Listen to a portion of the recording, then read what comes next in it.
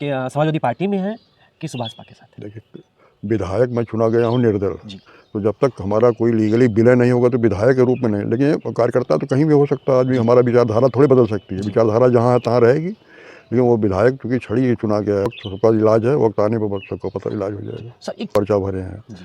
Subhaspa party क्षेत्रीय party है, उसका सिंबल निर्दल के रूप में ग्रहण किया गया, जी। लेकिन समाजवादी पार्टी ने नाम दिया जी। और बहुसंख्यक मैंने 99% वोट समाजवादी पार्टी को। तो ये मेरा वोट अपना व्यक्तिगत विचार नहीं है, विचार नहीं हो सकता, जी। क्योंकि जनता ने जो दिया है हम उसको रिप्रेजेंट कर रहे हैं। एक तो जान लीजिए कि राज्यसभा चुनाव में कोई हिप नहीं होता है, सब स्वतंत्र होते हैं। जी। और एक दलीय निष्ठा है, जैसे सपा के लोग एक दल से जीत के गए थे, तो उनको वो लोग गए हैं तो नैतिक रूप से गलत किए, लेकिन कानूनी जो है महंगाई है, इन सब मुद्दे हैं। अब जनता को में ये बातें कितनी तक पैठ करती हैं, आने वाला समय बताएगा। नमस्कार दोस्तों, न्यूज़ 8 इंडिया आप देख रहे हैं। मैं हूं आपके साथ कृष्णा और हमारे साथ पूर्व मंत्री और वर्तमान विधायक जफराबाद से जगदीश नारायण राय जी हैं। और लोकसभा का चुनाव आ ही गया है, तो सियासी हलचल इस समय उत्तर प्रदेश में बढ़ गई और ख़ासतौर पे जौनपुर में। सर लोकसभा का चुनाव आ गया है, कैसे देख रहे हैं आप इस समय? देखिए, लोकसभा चुनाव आया है, सरकार एक तरफ विकास का बहुत बड़ा ढिढोरा पीट रही है, लेकिन धरती पर क्या उतरा है तो जनता को निर्णय लेना पड़ेगा। एक तरफ तमाम समस्याएं हैं, बेरोजगारी है, जो है महंगाई है, इन सब मुद्दे हैं। अब जनता को में ये बातें कितनी तक पैठ करती हैं, आने वाला समय बताएगा। जी सर, आप राज्यसभा का चुनाव हुआ, उसमें क्रॉस वोटिंग हुई, सपा के साथ विधायक बीजेपी के साथ चले गए और आप इंडिया गठबंधन के साथ रहे, तो आपके ऊपर भी आरोप लगाए ओम प्रकाश राजभर, तो उसको कैसे देखते हैं आप? देखिए, एक तो जान लीजिए कि राज्यसभा चुनाव में कोई हिप नहीं होता है, सब स्वतंत्र होते हैं। और एक दलीय निष्ठा है, जैसे सपा के लोग एक दल से जीत के गए थे, तो उनको वो लोग गए हैं तो नैतिक रूप से गलत किए, लेकिन कानूनी रूप से कोई दिक्कत नहीं है। हम जो है अपना यहाँ चुनाव जीते हैं, तो हम गठबंधन था और हम लोग निर्दल के रूप में पर्चा भरे हैं। सुभाषपा पार्टी क्षेत्रीय पार्टी है, उसका सिंबल निर्दल के रूप में ग्रहण किया गया, लेकिन समाजवादी पार्टी ने नाम दिया और बहुसंख्यक मैंने 99% वोट समाजवादी पार्टी को। तो ये मेरा वोट अपना व्यक्तिगत विचार नहीं है, विचार नहीं हो सकता, क्योंकि जनता ने जो दिया है हम उसको रिप्रेजेंट कर रहे हैं, तो हम उनकी भावनाओं को कदर करते हुए हमने वोट दिया। सर आज ओम प्रकाश राजभर लगभग मंत्री बन ही जाएंगे। हाँ, बन जाएंगे आज। अब बहुत लंबा इंतजार करना पड़ा और उन्हें एक सीट भी मिल रही है घोषी की, उसको कैसे देखते हैं? उनको एक सीट मिल रही हाँ, घोषी, मिल रही और वो दावा कर रहे थे यहाँ, जब आप समाजवादी गठबंधन के साथ थे तो लंबे लंबे दावे होते थे, खुल के बोलते थे, वहाँ गए एकदम बोलने ही नहीं दिया जाता है। देखिए, अब आज के ज़माने में किसी की नेताओं के चरित्र के बारे में, नेताओं के कार्य प्रलेख बारे में कहना उचित नहीं है।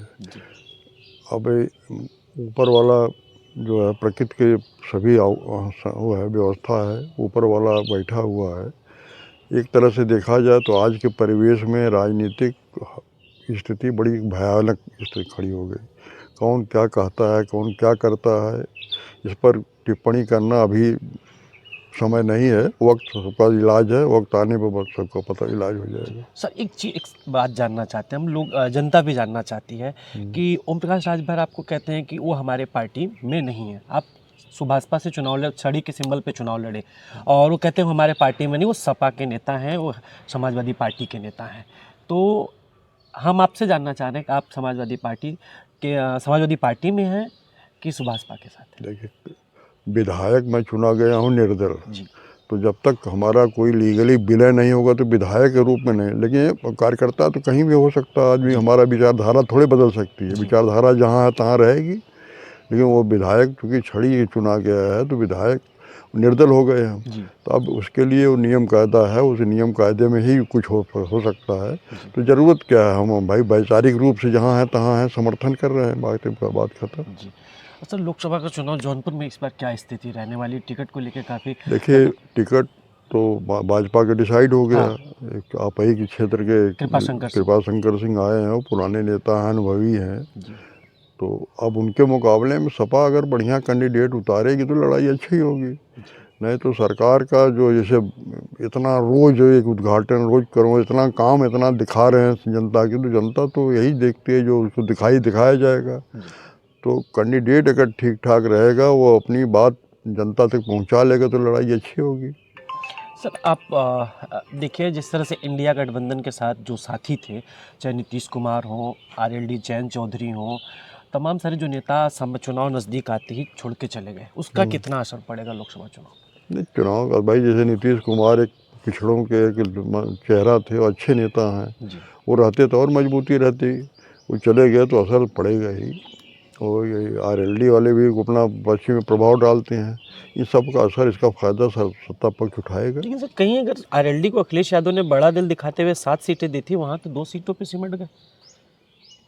नहीं, 8 तो विधानसभा में दिए थे ना। नहीं, लोकसभा में, इस बार लोकसभा में अखिलेश यादव ने लोकसभा में 7 सीटें एक्स पे उन्होंने पोस्ट किया था। हाँ अगर पहले आरएलडी जैन चौधरी के साथ ही हाँ सीट हाँ शेयरिंग को लेकर हाँ ऐलान किया था उन्होंने। हाँ, तो भाई अब तो गए हैं, वो समझ बूझ कर जयंत जी नेता हैं, वो जो करें। अब 2 पाए हैं, एक एमएलसी हो रहे हैं, एक मंत्री बनाए जा रहे हैं उनके।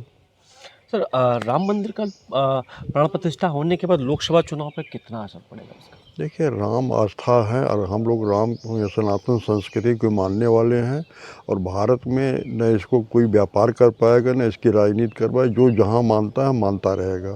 राम की प्रतिष्ठा होने पर एक सरकार ने एक बड़ा माहौल दिया, एक वातावरण दिया है, तो कुछ तो उसका असर पड़ेगा ही, चुनाव पर असर पड़ेगा। और उसके बाद भी उस पर भी भरोसा नहीं, तोड़ जोड़ के राजनीति शुरू हो गई।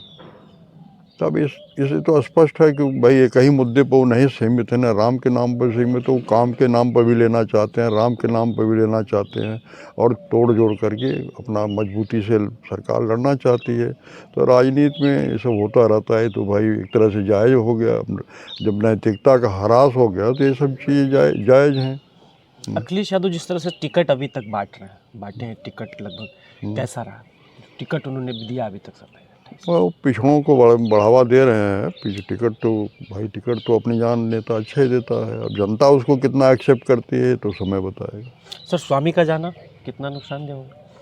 किसी के जाने आने से कोई नुकसान नहीं होता है, और न गए स्वामी गए कहाँ, स्वामी तो समर्थन कर ही रहे हैं इंडिया गठबंधन का। नुकसान नहीं होता है। देखिए, जनता में संदेश सही चला जाए, कैंडिडेट सही हो और सही बात पहुंचा ले, तब तो जनता की समझ में आएगा, नहीं तो नहीं आएगी। सर लाशाद जिस तरह से किसान आंदोलन कर रहा है इस समय, किसान आंदोलित है, और जो मुद्दे हैं, रोजगार का सबसे बड़ा मुद्दा है, तो इस पे लोग बात नहीं करते। चुनाव तो आ जाता, वादा करते हैं, बाद में वादा खिलाफी हो जाती है। इन सब मुद्दों पे बात नहीं कर रहे। इसके जिम्मेदार यहाँ की जनता, हम लोग हैं। आवाम जो वोट देती है मुद्दों में तो देती नहीं, वो हवा में देती है। अब आजकल भ्रष्टाचार भी बढ़ गया है, और लोग ये नहीं देखते हैं कि हमारा हित अहित कहाँ है। जैसे हवा बह जाए, जो जितना बढ़िया अपनी बात को कह ले, उसके साथ बात बहते हैं। तो इसके लिए जिम्मेदार तो हम लोग भी हैं। लोकतंत्र मजबूत तभी होगा जब लोग अपनी बात को समझेंगे, देश हित समाज हित में बात को समझेंगे। किसी कहने वाला तो कहेगा ही है। तो इसकी जिम्मेदारी, अगर नौजवान पढ़े लिखे लोग अगर इस बात को समझ के एक जनता के बीच एक संदेश अच्छा जारी करें, तो वो परिवर्तन आ सकता है। सर लास्ट सवाल, इंडिया बनाम एनडीए, इस बार लोकसभा के चुनाव में किसका प्रदर्शन बढ़िया रहेगा और कौन केंद्र में जा सकता है? देखिए, अभी तो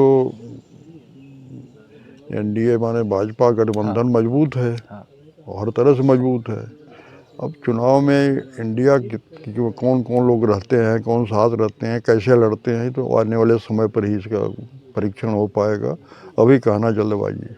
बहुत बहुत धन्यवाद आपका। धन्यवाद।